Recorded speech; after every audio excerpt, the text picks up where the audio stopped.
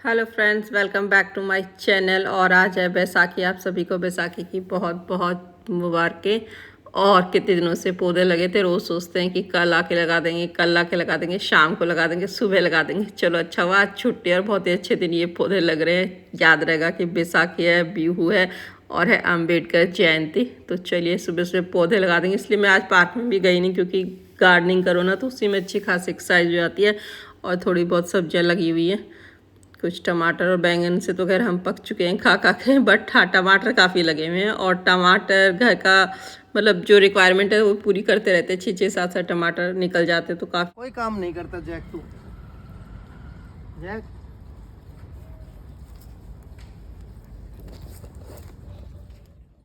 और मोगरा मेरा बहुत ही फेवरेट फ्लावर है, बहुत ही अच्छी खुशबू देता है। थोड़े से तोड़ रही हूँ ताकि रूम में थोड़ा सा एक कटोरी में ना पानी डाल के रोज इसको रख दो तो बहुत अच्छी खुशबू आती है।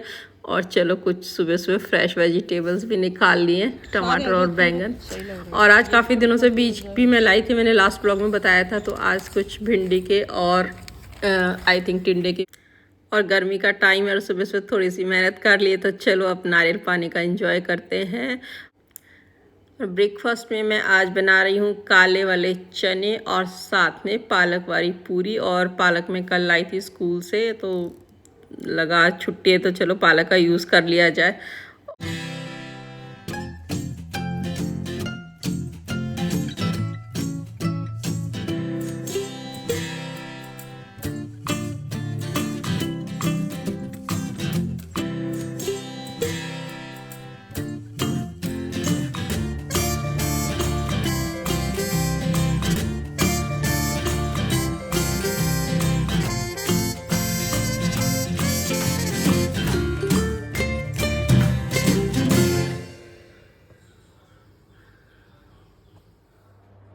तो चलिए आपको इस वाले रूम की सेटिंग दिखाती हूँ। इसकी सेटिंग थोड़ी सी हमने चेंज की है, क्योंकि एक टेबल ये एक्स्ट्रा जो बाहर पड़ा था जिस पे शूटिंग का सामान था, मतलब कबीर की शूटिंग रेंज है ना, घर पे भी थी, तो वो अब हटवा दिया क्योंकि उस वजह से पूरा रास्ता ब्लॉक होता था और वो करता भी नहीं था इतना घर पे। सो एक ये टेबल और ये बड़े वाली टेबल, ये आपने अक्सर देखी होगी कि मेरे इस रूम में थी। और एक जब तीसरी टेबल शिफ्ट करनी थी ना तो लग नहीं रहा था कि जगह बनेगी, बट वो थर्ड टेबल शिफ्ट भी हो गई है।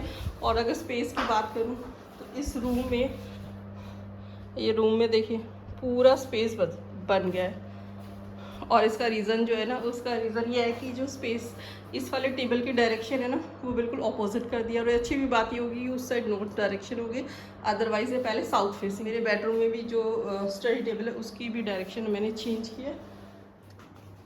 और हमारे बेडरूम में बहुत सारे ब्लॉग्स में आपने ये टेबल भी देखा होगा जिसकी डायरेक्शन इस वाली वॉल को फेस करके थी, मतलब अगर बैठेंगे तो ये चेयर इस तरह से थी, मतलब बिल्कुल सामने टेबल होता था और चेयर ऐसी।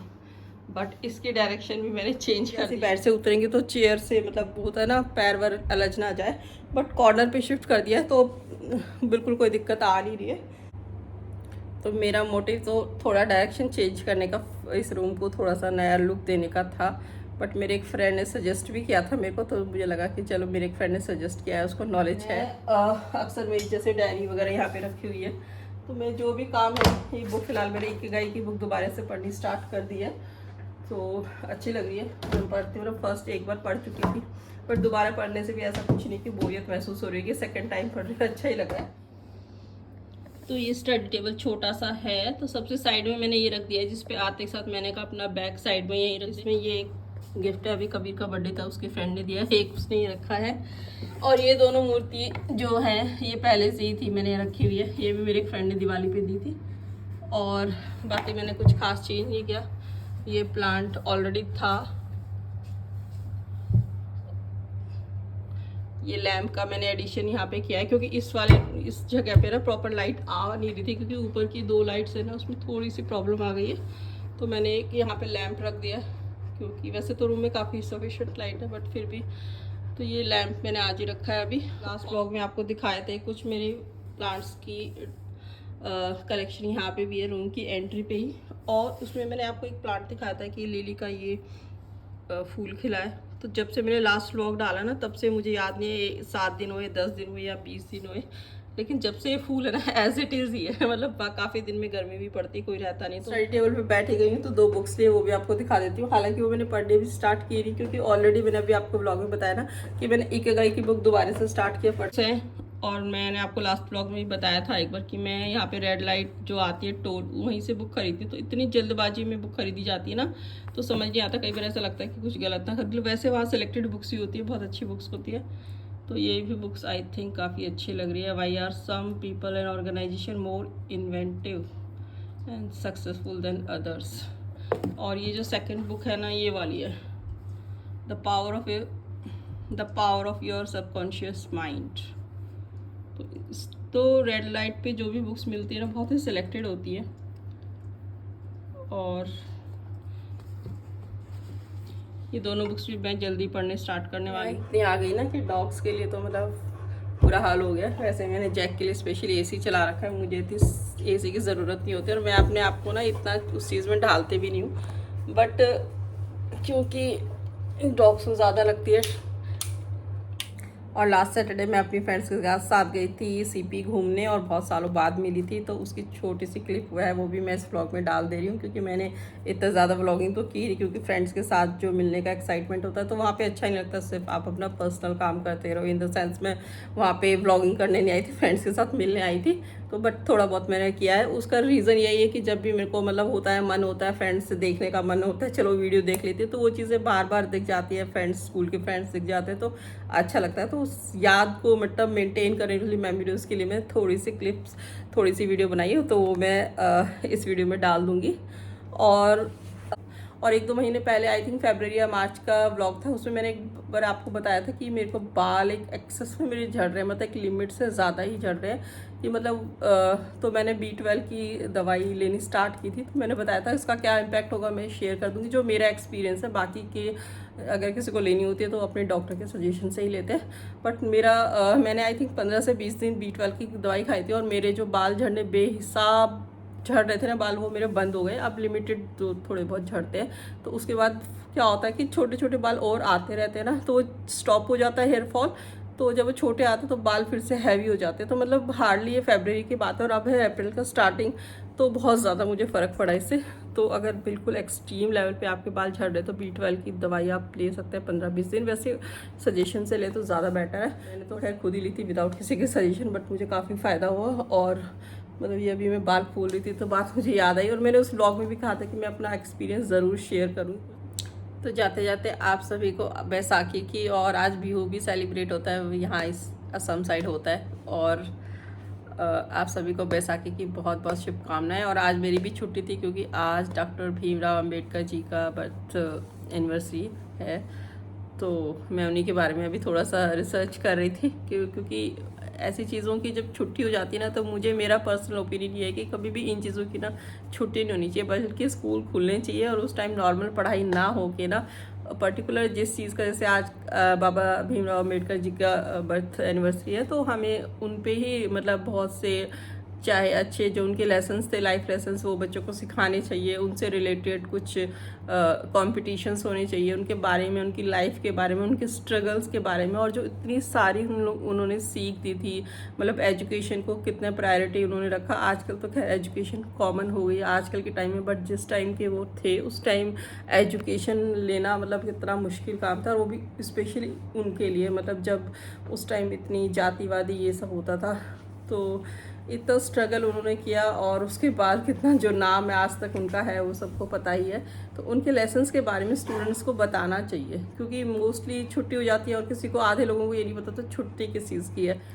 और बाबा साहेब ने हमें बहुत सारे अच्छे लेसन्स दिए हैं, जिसमें एजुकेशन, इनइक्वालिटी के ऊपर, और समाज में कुछ भी गलत हो रहा है उसके खिलाफ आवाज़ उठाना, बहुत सी चीज़ें जो उस टाइम शायद ज़्यादा थी, उस टाइम आज़ादी के टाइम, तो उन्होंने बहुत स्ट्रगल किया है। और उनके काफ़ी सारे लेसन्स जब मैं अभी पढ़ रही थी, तो उसमें से एक चीज़ मुझे जो बेस्ट कोट लगा, उसी के साथ ही मैं आपको वो कोट सुनाती हूँ, और उसी के साथ अपने ब्लॉग की करती हूँ ending. Circumstances are not the problem.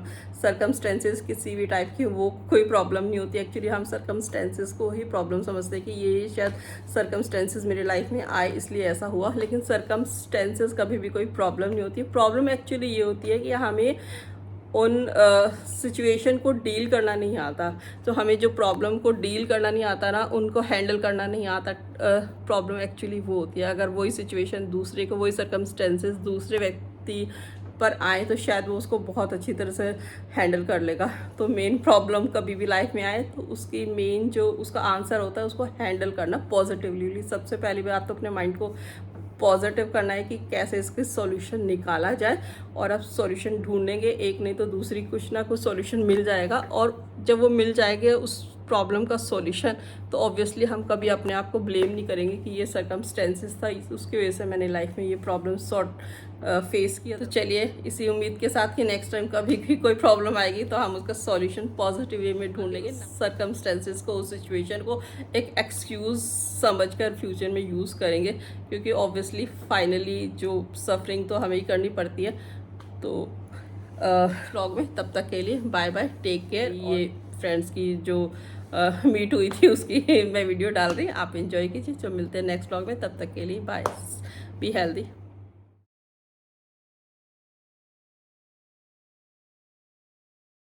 Gurgaon Huda city centre से मेट्रो लेके मैं और मेरी फ्रेंड रितु सीधे पहुंचे सीपी, और बाकी फ्रेंड्स डायरेक्ट वहीं पे आ चुके थे।